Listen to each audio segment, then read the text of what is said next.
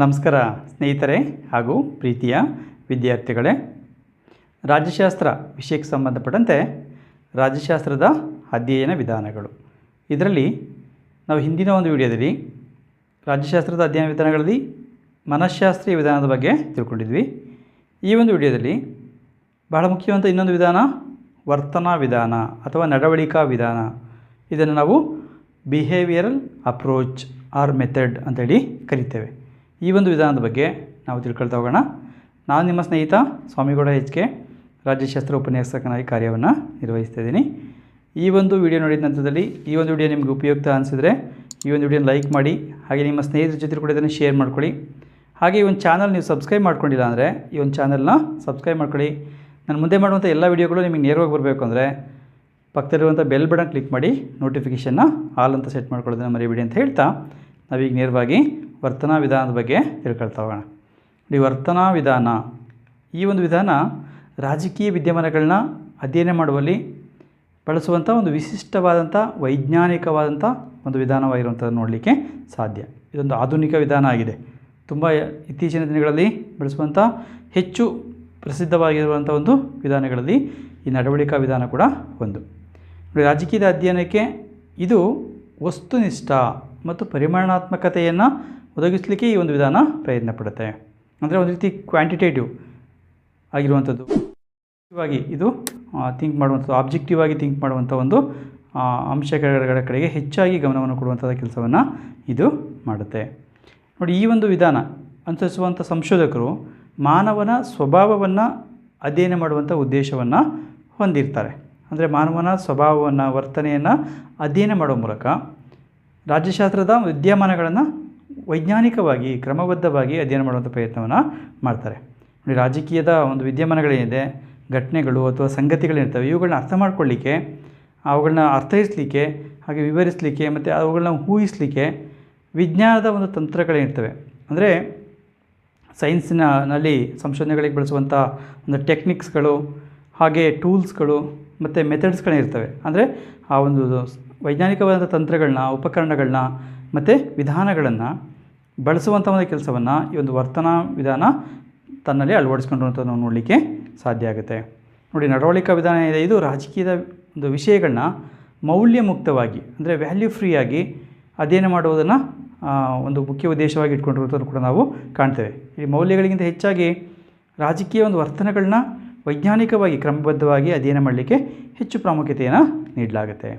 ನೋಡಿ, ಒಂದು ನೈಸರ್ಗಿಕ ಒಂದು ವಿಜ್ಞಾನಗಳೇನಿದೆ, ಆ ನೈಸರ್ಗಿಕ ವಿಜ್ಞಾನಗಳಲ್ಲಿ ಹೇಗೆ ನಾವು ಅಧ್ಯಯನ ಒಂದು ವಿಧಾನಗಳನ್ನ ಅಳವಡಿಸ್ಕೊಳ್ಳಾಗುತ್ತೋ ಅದೇ ರೀತಿಯಾದಂಥ ಒಂದು ಅಧ್ಯಯನ ವಿಧಾನಗಳನ್ನ ಕೂಡ ನಾವು ರಾಜಕೀಯ ವಿಜ್ಞಾನದಲ್ಲಿ ಕೂಡ ಅಳವಡಿಸ್ಕೋಬೇಕೆಂಬಂಥದ್ದು ಈ ಒಂದು ವಿಧಾನದ ಪ್ರತಿಪಾದಕರ ಒಂದು ವಾದ ಆಗಿದೆ. ಹಾಗಾಗಿ ಆ ಒಂದು ನೈಸರ್ಗಿಕ ವಿಜ್ಞಾನಗಳ ಅಧ್ಯಯನದಂತೆ ರಾಜಕೀಯ ವಿಜ್ಞಾನವನ್ನು ಕೂಡ ನಾವು ಅಧ್ಯಯನ ಮಾಡಬೇಕು. ಅದಕ್ಕೆ ತಕ್ಕಂತೆ ನಾವು ಸರಿಯಾದಂಥ ಒಂದು ವಿಧಾನಗಳನ್ನು, ವೈಜ್ಞಾನಿಕವಾದಂಥ ಒಂದು ಸಲಕರಣೆಗಳನ್ನ, ಸಾಧನಗಳನ್ನ ಅನುಸರಿಸಬೇಕು ಅಂತೇಳಿ ಇವರು ವಾದವನ್ನು ಮಾಡ್ತಾರೆ. ರಾಜಕೀಯದಲ್ಲಿ ಅದರ ಒಂದು ಹೊರಹೊಮ್ಮುವಿಕೆ ನೈಸರ್ಗಿಕ ವಿಜ್ಞಾನಗಳ ನಂತರ ರೂಪುಗೊಂಡ ವರ್ತನೆಯ ಸಾಮಾಜಿಕ ಒಂದು ವಿಜ್ಞಾನಗಳ ಉಗಮದೊಂದಿಗೆ ಅದು ಹೊಂದಿಕೆಯಾಗುವಂಥದ್ದನ್ನು ನಾವು ನೋಡಲಿಕ್ಕೆ ಸಾಧ್ಯ ಆಗುತ್ತೆ. ಈ ಒಂದು ವಿಧಾನ ಆಧುನಿಕ ರಾಜ್ಯಶಾಸ್ತ್ರದ ಚಿಂತಕರುಗಳಿಂದ ವೈಜ್ಞಾನಿಕವಾದಂಥ ವಿಧಾನ ಅಂತೇಳಿ ಪರಿಗಣಿಸಲ್ಪಟ್ಟಿರುವಂಥದ್ದನ್ನು ಕೂಡ ನಾವು ಕಾಣ್ತೇವೆ. ಹೆಚ್ಚು ಹೆಚ್ಚು ರಾಜಕೀಯ ಚಿಂತಕರು ಇದನ್ನು ಒಂದು ವೈಜ್ಞಾನಿಕ ವಿಧಾನ ಅಂತೇಳಿ ಒಪ್ಪಿಕೊಂಡು ಅದನ್ನು ಅನುಸರಿಸ್ಕೊಂಡು ಬರುವಂಥ ಕೆಲಸವನ್ನು ಮಾಡಲಾಗ್ತದೆ. ರಾಜಕೀಯ ನಡವಳಿಕಾ ವಿಧಾನದ ಅರ್ಥವಿವರಣೆ ಬಗ್ಗೆ ಒಮ್ಮತ ಅಭಿಪ್ರಾಯಗಳಿಲ್ಲ. ಅಂದರೆ ಈ ಒಂದು ವಿಧಾನವನ್ನು ಹಲವರು ಅನುಸರಿಸ್ತಾರೆ, ಆದರೆ ವರ್ತನಾ ವಿಧಾನ ಅಂದರೆ ಏನು, ಅದ್ರ ಬಗ್ಗೆ ಒಂದು ಒಮ್ಮತ ಅಭಿಪ್ರಾಯಗಳು ಇಲ್ಲದಿದ್ದರೂ ಸಹ ಈ ಒಂದು ವಿಧಾನ ಮನೋವಿಜ್ಞಾನದ ಸಹಾಯದಿಂದ ಮಾನವನ ರಾಜಕೀಯ ವರ್ತನೆಯನ್ನು ಅಧ್ಯಯನ ಮಾಡುವಂಥ ಉದ್ದೇಶವನ್ನು ಇಟ್ಕೊಂಡು ಈ ಒಂದು ವಿಧಾನವನ್ನು ಅನುಸರಿಸಲಾಗುತ್ತೆ. ನೋಡಿ, ಈ ಒಂದು ವಿಧಾನವನ್ನು ಮಾನವನ ರಾಜಕೀಯ ಚಟುವಟಿಕೆ ಮತ್ತು ಮತದಾರರ ವರ್ತನೆಯನ್ನು ಅಧ್ಯಯನ ಮಾಡುತ್ತದೆ. ಅಂದರೆ ಮಾನವನ ಒಂದು ವರ್ತನೆ ಆಗಿರುತ್ತೆ, ಮತದಾರರ ವರ್ತನೆ ಆಗಿರುತ್ತೆ, ಆ ಮಾನವನ ರಾಜಕೀಯ ಚಟುವಟಿಕೆಗಳಿರ್ತವೆ, ಅವೆಲ್ಲವೂ ಕೂಡ ಮನೋವೈಜ್ಞಾನಿಕ ದೃಷ್ಟಿಯಿಂದ ಅಧ್ಯಯನ ಮಾಡುವಂಥ ಪ್ರಯತ್ನವನ್ನು ಮಾಡುತ್ತೆ ಅಂತೇಳಿ ವಾರ್ನೆನ್ ವ್ಯಾನ್ ಡೈಕ್ ಅವರ ಅಭಿಪ್ರಾಯ ಪಡುವಂಥ ನಾವು ಕಾಣ್ತೇವೆ. ನೋಡಿ, ಇದೇ ಒಂದು ಅಭಿಪ್ರಾಯವನ್ನು ಬಹುತೇಕ ವರ್ತನಾ ವಿಜ್ಞಾನಿಗಳು ಕೂಡ ಒಪ್ಕೊಂಡು ಅದನ್ನು ಅನುಮೋದನೆ ನೀಡುವಂಥದ್ದು ಕೂಡ ನಾವು ಕಾಣಲಿಕ್ಕೆ ಸಾಧ್ಯ. ಇದು ಮಾನವನ ವರ್ತನೆಯನ್ನು ಅಧ್ಯಯನ ಮಾಡುವ ಮೂಲಕ ಮಾನವನ ರಾಜಕೀಯ ವರ್ತನೆಯನ್ನು ಅಧ್ಯಯನ ಮಾಡಿ ರಾಜಕೀಯ ಸಮಸ್ಯೆಗಳನ್ನು ವಿಶ್ಲೇಷಣೆ ಮಾಡುತ್ತೆ. ಹಾಗೆ ಅವುಗಳಿಗೆ ಪರಿಹಾರ ಕಂಡುಹಿಡಿಯುವಂಥ ಒಂದು ಉದ್ದೇಶವನ್ನು ಈ ವಿಧಾನ ಹೊಂದಿದೆ. ನೋಡಿ, ವರ್ತನಾ ವಿಧಾನ ಹೆಚ್ಚು ಪ್ರವರ್ಧಮಾನಕ್ಕೆ ಬಂದದ್ದು ಎರಡನೇ ಮಹಾಯುದ್ಧದ ನಂತರದಲ್ಲಿ. ಅಂದರೆ 1939ರಿಂದ 1945 ಒಂದು ಅವಧಿ ಏನಿದೆ, ಅಲ್ಲಿ ಎರಡನೇ ಮಹಾಯುದ್ಧ ನಡೆಯುತ್ತೆ. ಅದರ ನಂತರದಲ್ಲಿ ಈ ಒಂದು ವಿಧಾನ ಹೆಚ್ಚು ಪ್ರವರ್ಧಮಾನಕ್ಕೆ ಬರುತ್ತೆ. ಆದರೆ ಈ ಒಂದು ವಿಧಾನವನ್ನು ಅದಕ್ಕಿಂತ ಹಿಂದಿನಿಂದಲೂ ಕೂಡ ಬಳಕೆ ಮಾಡುವಂಥ ನೋಡಲಿಕ್ಕೆ ಸಾಧ್ಯ. ಪ್ರಾಚೀನ ಕಾಲದಲ್ಲಿ ತುಂಬ ಬಳಕೆ ಮಾಡಿದ್ದಾರೆ. ಹಾಗೆ ಥಾಮಸ್ ಹಾಬ್ಸ್ ಇರ್ಬೋದು, ಜಾನ್ ಲಾಕ್ ಇರ್ಬೋದು, ಜೀನ್ ಜಾಕೋಸ್ ರೂಸೋ ಇರ್ಬೋದು, ಹಾಗೆ ಮೆಕ್ಯಾವೆಲ್ಲಿ, ಜೆರ್ಮಿ ಬೆಂಥಾಮ್, ಹಾಗೆ JS ಮಿಲ್ ಇರ್ಬೋದು, ಮುಂತಾದ ಒಂದು ಚಿಂತಕರುಗಳು ತಮ್ಮ ಒಂದು ರಾಜಕೀಯ ಚಿಂತನೆಯಲ್ಲಿ ಈ ಒಂದು ವರ್ತನಾ ವಿಧಾನವನ್ನು ಬಳಕೆ ಮಾಡುವಂಥದ್ದು ನಾವು ಕಾಣ್ತೇವೆ. ಮಾನವನ ಸ್ವಭಾವವನ್ನು ಅಧ್ಯಯನ ಮಾಡಲಿಕ್ಕೆ ಅವರು ಪ್ರಯತ್ನಿಸಿರುವಂಥದ್ದು ನಾವು ನೋಡಲಿಕ್ಕೆ ಸಾಧ್ಯ ಆಗುತ್ತೆ. ಅದರಲ್ಲಿ ನಾವು ಬಹಳ ಮುಖ್ಯವಾಗಿ ಸಾಮಾಜಿಕ ಒಪ್ಪಂದ ಸಿದ್ಧಾಂತಿಗಳಾದಂಥ ಥಾಮಸ್ ಹಾಬ್ಸ್, ಜಾನ್ ಲಾಕ್ ಮತ್ತು ರೂಸೋ ಅವರು ತಾವು ಪ್ರತಿಪಾದಿಸಿರುವಂಥ ಸಾಮಾಜಿಕ ಒಪ್ಪಂದ ಸಿದ್ಧಾಂತ ಏನಿದೆ, ಸೋಷಿಯಲ್ ಕಾಂಟ್ರಾಕ್ಟ್ ಥಿಯರಿ ಅಂತ ಏನಿದೆ, ಇದನ್ನು ಪ್ರತಿಪಾದಿಸುವಂಥ ಸಂದರ್ಭದಲ್ಲಿ ಸ್ವಾಭಾವಿಕ ಪರಿಸ್ಥಿತಿಯ ಬಗ್ಗೆ ಹೇಳ್ತಾರೆ. ಆ ಸ್ವಾಭಾವಿಕ ಸ್ಥಿತಿಯಲ್ಲಿ ಮಾನವನ ವಿಭಿನ್ನ ಸ್ವಭಾವದ ಬಗ್ಗೆ ಚರ್ಚೆಯನ್ನು ಮಾಡ್ತಾರೆ. ಮಾನವನ ವಿಭಿನ್ನ ಸ್ವಭಾವ ಹೇಗಿತ್ತು, ಅಲ್ಲಿ ಮಾನವನ ವರ್ತನೆ ಹೇಗಿತ್ತು ನೈಸರ್ಗಿಕ ಪರಿಸ್ಥಿತಿಯಲ್ಲಿ ಅನ್ನೋ ಅಂಶವನ್ನು ಅವರು ಆಗಲೇ ಬಳಸಿರುವಂಥದ್ದು ನಾವು ನೋಡಲಿಕ್ಕೆ ಸಾಧ್ಯ. ಹಾಗಾಗಿ ತುಂಬ ಹಿಂದಿನಲ್ಲೂ ಕೂಡ ಈ ಒಂದು ವಿಧಾನ ಬಳಕೆಯಲ್ಲಿದೆ ಅಂಶವನ್ನು ಗಮನಿಸಲಿಕ್ಕೆ ಸಾಧ್ಯ. ನೋಡಿ, ಈ ಒಂದು ವಿಧಾನವನ್ನು ಬಳಸಿ ರಾಜಕೀಯ ವಿದ್ಯಮಾನಗಳನ್ನ ವ್ಯವಸ್ಥಿತವಾಗಿ ಮತ್ತು ವೈಜ್ಞಾನಿಕವಾಗಿ ಅಧ್ಯಯನ ಮಾಡಲಿಕ್ಕೆ ಇತ್ತೀಚೆಗೆ ಪ್ರಾರಂಭಿಸಿದವರು ಅಂದರೆ ಗ್ರಹಮ್ ವಾಲಸ್ ಮತ್ತು ಆರ್ಥರ್ ಬೆಂಟ್ಲಿ. ನೋಡಿ, ಅವರು ಮುಖ್ಯವಾಗಿ ಗ್ರಹಮ್ ವಾಲಸ್ ಅವರು ಹ್ಯೂಮನ್ ನೇಚರ್ ಇನ್ ಪಾಲಿಟಿಕ್ಸ್, ರಾಜಕೀಯದಲ್ಲಿ ಮಾನವನ ಒಂದು ಸ್ವಭಾವ ಎಂಬ ಗ್ರಂಥವನ್ನು ಬರೆದಿದ್ದಾರೆ. ಹಾಗೆ Arthur Bentley the process of government ಅಂತೇಳಿ ಒಂದು ಕೃತಿಯನ್ನು ಬರೆದಿದ್ದಾರೆ. ಅದರಲ್ಲಿ ಈ ಒಂದು ವಿಚಾರಗಳನ್ನ ಮೊದಲಿಗೆ ಪ್ರಾರಂಭಿಸ್ತಾರೆ. ಅನಂತರದಲ್ಲಿ ಚಾರ್ಲ್ಸ್ ಮೇರಿಯಮ್, ಹಾಗೆ ಮ್ಯಾಕ್ಸ್ ವೆಬರ್, ಹೆರಾಲ್ಡ್ ಲಾಸ್ವೆಲ್, ಹಾಗೆ ರಾಬರ್ಟ್ ದಾಲ್, ಡೇವಿಡ್ ಈಸ್ಟನ್, ಹಾಗೆ ಹಿಕೆ ಪ್ಯಾಟ್ರಿಕ್ಸ್, ಎಲ್ಡರ್ ವರ್ಲ್ಡ್, ಹಾಗೆ ಹನ್ಸ್ ಈಲು, ಇವರುಗಳು ಕೂಡ ಈ ಒಂದು ವಿಧಾನವನ್ನು ಪ್ರಮುಖವಾಗಿ ಪ್ರತಿಪಾದಿಸಿ ಅದನ್ನು ರಾಜ್ಯಶಾಸ್ತ್ರ ಅಧ್ಯಯನದಲ್ಲಿ ಬಳಕೆ ಮಾಡ್ಕೊಳ್ಳಿಕ್ಕೆ ಪ್ರಾರಂಭಿಸಿರುವಂಥ ಅಂಶವನ್ನು ನಾವು ನೋಡ್ತೇವೆ. ನೋಡಿ, ವರ್ತನವಾದ ಮುಖ್ಯವಾಗಿ ರಾಜಕೀಯ ಸಂಸ್ಥೆಗಳಾದಂಥ ಶಾಸಕಾಂಗ, ಕಾರ್ಯಾಂಗ, ನ್ಯಾಯಾಂಗಗಳಂಥ ಸಂಸ್ಥೆಗಳೇನಿದೆ ಅಂಥ ಸಂಸ್ಥೆಗಳ ಗುಣಲಕ್ಷಣಗಳಿಗಿಂತ ಹೆಚ್ಚಾಗಿ ವ್ಯಕ್ತಿಗಳ ನಡವಳಿಕೆ, ಕ್ರಿಯೆಗಳು ಮತ್ತು ಕಾರ್ಯಗಳನ್ನ ಪರಿಶೀಲಿಸುವಲ್ಲಿ ಹೆಚ್ಚು ಒಂದು ಕಾಳಜಿಯನ್ನು ವಹಿಸ್ತದೆ. ಅಂದರೆ ಸಂಸ್ಥೆಗಳಿಗಿಂತ ಹೆಚ್ಚಾಗಿ ವ್ಯಕ್ತಿಗಳಿಗೆ ಇದು ಹೆಚ್ಚು ಪ್ರಾಮುಖ್ಯತೆಯನ್ನು ಕೊಡುವಂಥ ಕೆಲಸವನ್ನು ಮಾಡುತ್ತೆ. ನೋಡಿ, ಈ ಒಂದು ವಿಧಾನವನ್ನು ಅನುಸರಿಸುವಂಥ ಸಂಶೋಧಕರು ವ್ಯಕ್ತಿಯನ್ನು ತಮ್ಮ ಸಂಶೋಧನೆಯ ಕೇಂದ್ರ ಬಿಂದುವಾಗಿ ಹೊಂದಿದ್ದು, ಅಧಿಕಾರವನ್ನು ಹೊಂದಿರುವಂಥ ಶ್ರೇಷ್ಠ ವ್ಯಕ್ತಿ ಇರ್ಬೋದು, ಹಾಗೆ ಸಾಮಾನ್ಯ ವ್ಯಕ್ತಿಯ ರಾಜಕೀಯ ವರ್ತನೆಯನ್ನು ಸಮಾನ ದೃಷ್ಟಿಯಲ್ಲಿ ಪರಿಗಣಿಸಿ ತಮ್ಮ ಅಧ್ಯಯನದಲ್ಲಿ ತೊಡಗುತ್ತಾರೆ. ಒಬ್ಬ ರಾಜಕೀಯ ನಾಯಕ ಇರ್ಬೋದು ಅಥವಾ ಒಬ್ಬ ಮತದಾರ ಸಾಮಾನ್ಯ ವ್ಯಕ್ತಿ ಇರ್ಬೋದು, ಅವರ ಇಬ್ಬರ ವರ್ತನೆಯನ್ನು ಕೂಡ ಸಮಾನ ದೃಷ್ಟಿಯಲ್ಲಿ ಒಂದು ಅಧ್ಯಯನ ಮಾಡಿ ಅವರ ಸ್ವಭಾವಗಳನ್ನ ಅರ್ಥ ಮಾಡಿಕೊಳ್ಳುವಂಥ ಪ್ರಯತ್ನವನ್ನು ಇಲ್ಲಿ ಮಾಡಲಾಗುತ್ತೆ. ಈ ವಿಧಾನ ರಾಜಕೀಯ ಸಂಸ್ಥೆಗಳನ್ನ ಅಧ್ಯಯನ ಮಾಡೋದಕ್ಕಿಂತ ಹೆಚ್ಚಾಗಿ ರಾಜಕೀಯ ಸಂಸ್ಥೆಗಳಲ್ಲಿನ ವ್ಯಕ್ತಿಗಳನ್ನು ಅಧ್ಯಯನ ಮಾಡಲಿಕ್ಕೆ ಒತ್ತು ಕೊಡುತ್ತದೆ. ಅಂದರೆ ರಾಜಕೀಯ ಸಂಸ್ಥೆಗಳಲ್ಲಿ ಏನು ವ್ಯಕ್ತಿಗಳಿರ್ತಾರೆ, ಅವರ ವರ್ತನೆ ಹೇಗಿರುತ್ತೆ, ಅವರ ನಡವಳಿಕೆ ಹೇಗಿರುತ್ತೆ, ಇದು ರಾಜಕೀಯ ವ್ಯವಸ್ಥೆಯ ಮೇಲೆ ಪ್ರಭಾವ ಬೀರುತ್ತೆ. ಹಾಗಾಗಿ ಸಂಸ್ಥೆಗಳಿಗಿಂತ ರಾಜಕೀಯ ವ್ಯಕ್ತಿಗಳಿಗೆ, ಆ ಸಂಸ್ಥೆಗಳಲ್ಲಿ ಕೆಲಸ ಮಾಡುವಂಥ ವ್ಯಕ್ತಿಗಳಿಗೆ ಹೆಚ್ಚು ಪ್ರಾಮುಖ್ಯತೆ ಕೊಡುತ್ತೆ. ಹಾಗಾಗಿಯೇ ಈ ವಿಧಾನವು ಅಮೆರಿಕ ಸಂಯುಕ್ತ ಸಂಸ್ಥಾನದ ಸುಪ್ರೀಂ ಕೋರ್ಟ್ ಅಥವಾ ಕಾಂಗ್ರೆಸ್ಸನ್ನು ಅಧ್ಯಯನ ಮಾಡುವುದಕ್ಕೆ ಬದಲಾಗಿ ಸುಪ್ರೀಂ ಕೋರ್ಟ್ನ ನ್ಯಾಯಾಧೀಶರನ್ನು ಹಾಗೂ ಕಾಂಗ್ರೆಸ್ನ ಸದಸ್ಯರ ವರ್ತನೆಯನ್ನು ಅಭ್ಯಸಿಸುತ್ತದೆ ಅಂಥೇಳಿ ಪೀಟರ್ H. ಮಿರಾಕಲ್ ಅವರು ಅಭಿಪ್ರಾಯಪಟ್ಟಿರುವಂಥದ್ದನ್ನು ನಾವು ಕಾಣ್ತೇವೆ. ಅಂದರೆ ಇಲ್ಲಿ ಸಂಸ್ಥೆಗಳಿಗಿಂತ ಹೆಚ್ಚಾಗಿ ಸಂಸ್ಥೆಗಳಲ್ಲಿರುವಂಥ ವ್ಯಕ್ತಿಗಳಿಗೆ ಹೆಚ್ಚು ಪ್ರಾಮುಖ್ಯತೆಯನ್ನು ಕೊಟ್ಟು ಅವರ ನಡವಳಿಕೆ, ಅವರ ವರ್ತನೆಯನ್ನು, ಅವರ ಸ್ವಭಾವವನ್ನು ಅಧ್ಯಯನ ಮಾಡುವಂಥ ಪ್ರಯತ್ನವನ್ನು ಈ ವಿಧಾನದಲ್ಲಿ ಮಾಡಲಾಗುತ್ತೆ. ಈ ವಿಧಾನವನ್ನು ಅನುಸರಿಸುವಂಥ ಸಂಶೋಧಕರು ರಾಜಕೀಯ ಸಂಸ್ಥೆಗಳಲ್ಲಿನ ವ್ಯಕ್ತಿಗಳ ವರ್ತನೆಗಳನ್ನು ಆಧರಿಸಿ ಅಧ್ಯಯನ ಮಾಡಿ ಕೆಲವು ಸಾಮಾನ್ಯ ನಿಯಮಕ್ಕೆ ಬರ್ತಾರೆ. ಅಲ್ಲಿ ಅವರ ವರ್ತನೆಗಳನ್ನ ಅಧ್ಯಯನ ಮಾಡಿ ಅಂಕಿಅಂಶಗಳನ್ನ ಸಂಗ್ರಹಿಸಿ ಸಾಮಾನ್ಯ ನಿಯಮಕ್ಕೆ ಬದಲಾಗುತ್ತೆ. ಈ ವಿಧಾನದ ಒಂದು ಸಂಶೋಧಕರು ಆ ಒಂದು ರಾಜಕೀಯ ಸಂಸ್ಥೆಗಳಲ್ಲಿರುವಂಥ ವ್ಯಕ್ತಿಗಳ ವರ್ತನೆಗಳನ್ನ ಅಧ್ಯಯನ ಮಾಡಿ ಅಂಕಿಅಂಶಗಳ ಸಂಗ್ರಹಣೆ ಮಾಡ್ತಾರೆ, ದತ್ತಾಂಶಗಳ ಸಂಗ್ರಹಣೆ ಮಾಡ್ತಾರೆ, ಸರ್ವೆಗಳ ಮೂಲಕ, ಸರ್ವೇಕ್ಷಣೆಗಳ ಮೂಲಕ ಅಂಕಿಅಂಶಗಳನ್ನ ಸಂಗ್ರಹಣೆ ಮಾಡಿ ಅವುಗಳನ್ನ ಪಟ್ಟಿ ಮಾಡಿ ಅವುಗಳನ್ನ ವರ್ಗೀಕರಣ ಮಾಡಿ ಅಂತಿಮವಾಗಿ ಒಂದು ತೀರ್ಮಾನಕ್ಕೆ ಒಂದು ಸಾಮಾನ್ಯ ನಿಯಮಗಳನ್ನು ಅಥವಾ ತತ್ವಗಳನ್ನು, ಸಿದ್ಧಾಂತಗಳನ್ನ ರೂಪಿಸುವಂಥ ಪ್ರಯತ್ನವನ್ನು ಮಾಡ್ತಾರೆ.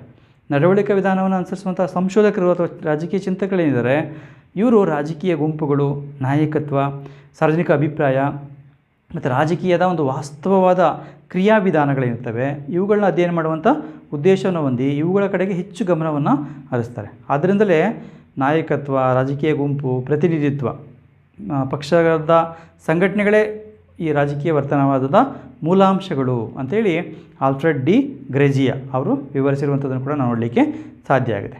ನೋಡಿ, ಈ ಮೂಲಾಂಶಗಳನ್ನ ಅಧ್ಯಯನ ಮಾಡಲಿಕ್ಕೆ ಮಾನಸಿಕ, ಆರ್ಥಿಕ ಮತ್ತಿತರ ಅಂಶಗಳು ಬೀರ್ಬೋದಂಥ ಒಂದು ಪ್ರಭಾವ ಏನಿದೆ ಅದನ್ನು ಕೂಡ ಈ ಒಂದು ವಿಧಾನವನ್ನು ಅನುಸರಿಸುವಂಥ ಸಂಶೋಧಕರು ಗಣನೆಗೆ ತೆಗೆದುಕೊಂಡು ಅಧ್ಯಯನವನ್ನು ಮಾಡ್ತಾರೆ.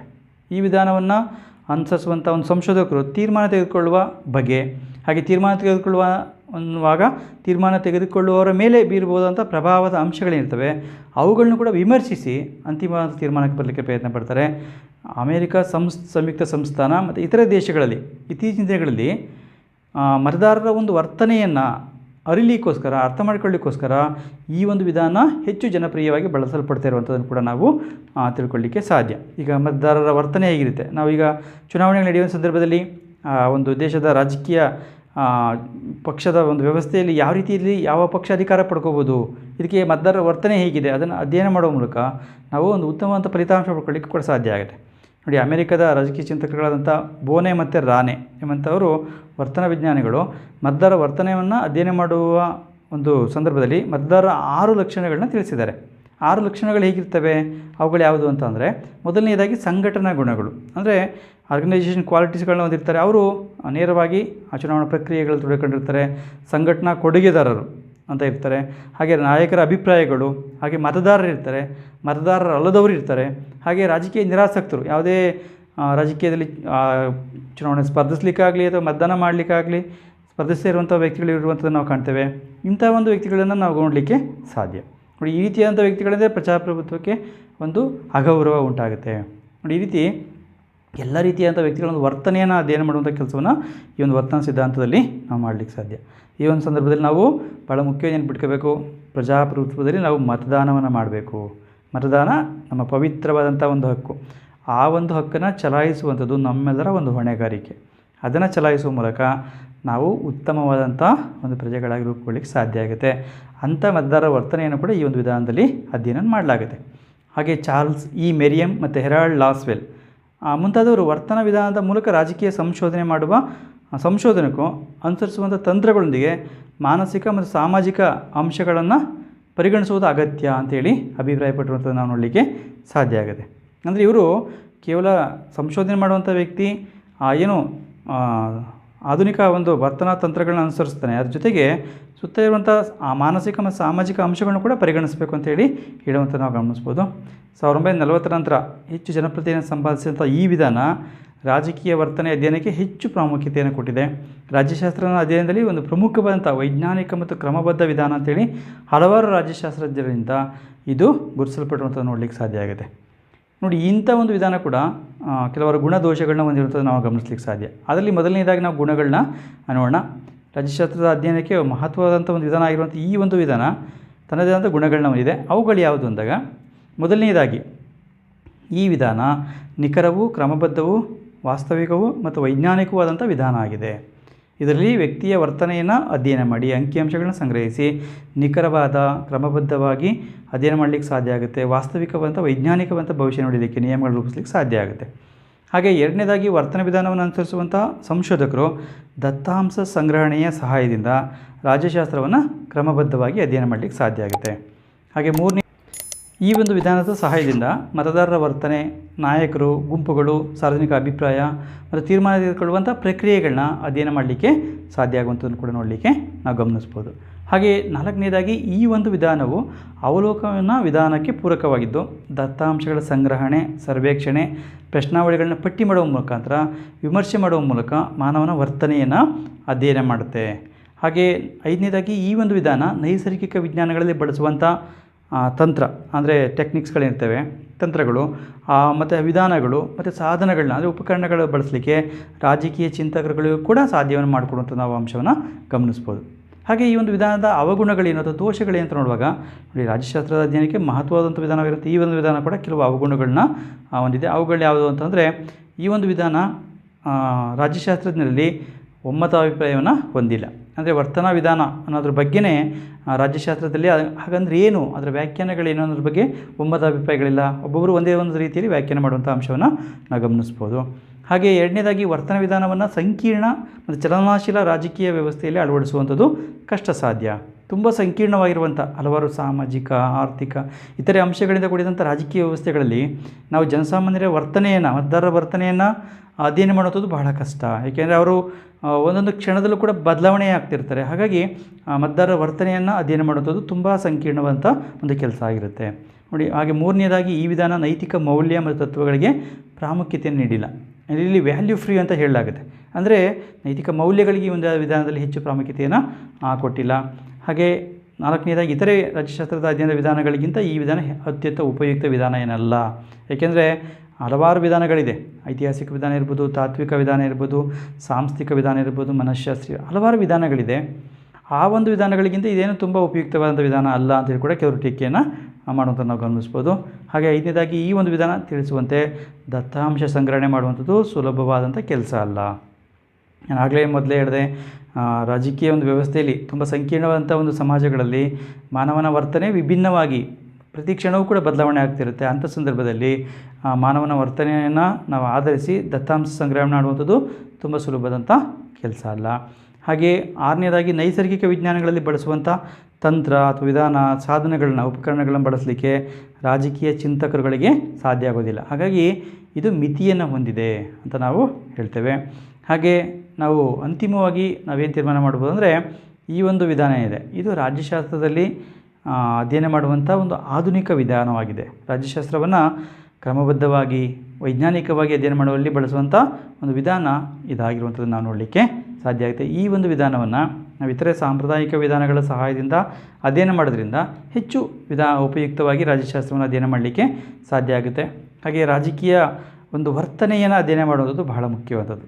ಏಕೆಂದರೆ ಯಾವುದೇ ಟೀಕೆಗಳಿದ್ದಾಗಿಯೂ ಕೂಡ ರಾಜಕೀಯಶಾಸ್ತ್ರದಲ್ಲಿ ರಾಜಕೀಯ ವರ್ತನೆಯನ್ನು, ಮತದಾರರ ವರ್ತನೆಯನ್ನು, ಹಾಗೆ ನಾಯಕರುಗಳ ವರ್ತನೆಯನ್ನು, ಗುಂಪುಗಳ ವರ್ತನೆಯನ್ನು, ರಾಜಕೀಯ ಪಕ್ಷಗಳ ಒಂದು ವರ್ತನೆಗಳನ್ನ ನಾವು ಅರ್ಥ ಮಾಡಿಕೊಂಡಾಗ, ಅವುಗಳನ್ನ ಅಧ್ಯಯನ ಮಾಡಿದಾಗ ಹೆಚ್ಚು ವೈಜ್ಞಾನಿಕವಾಗಿ ರಾಜ್ಯಶಾಸ್ತ್ರವನ್ನು ಅಭಿವೃದ್ಧಿಪಡಿಸಲಿಕ್ಕೆ ಸಾಧ್ಯ ಆಗುತ್ತೆ. ಕ್ರಮಬದ್ಧವಾಗಿ ಅಧ್ಯಯನ ಮಾಡಲಿಕ್ಕೆ ಸಾಧ್ಯ ಆಗುತ್ತೆ. ರಾಜಕೀಯ ವಿದ್ಯಮಾನಗಳ ಬಗ್ಗೆ ವ್ಯವಸ್ಥಿತವಾಗಿ ನಾವು ಅರ್ಥವಿವರಣೆ ನೀಡಲಿಕ್ಕೆ ಸಾಧ್ಯ ಆಗುತ್ತೆ. ಅದರಿಂದ ಸಾಮಾನ್ಯ ನಿಯಮಗಳನ್ನ ಕೂಡ ರೂಪಿಸಲಿಕ್ಕೆ ಸಾಧ್ಯ ಆಗುತ್ತೆ. ಹೀಗಾಗಿ ರಾಜ್ಯಶಾಸ್ತ್ರದ ಅಧ್ಯಯನದಲ್ಲಿ ಈ ಒಂದು ವಿಧಾನ ಬಹಳ ಮುಖ್ಯವಾದ ಒಂದು ವಿಧಾನವಾಗಿದೆ ಅನ್ನೋದರಲ್ಲಿ ಯಾವುದೇ ಸಂಶಯ ಇಲ್ಲ ಅಂತ ನಾವು ಹೇಳಲಿಕ್ಕೆ ಸಾಧ್ಯ ಆಗುತ್ತೆ.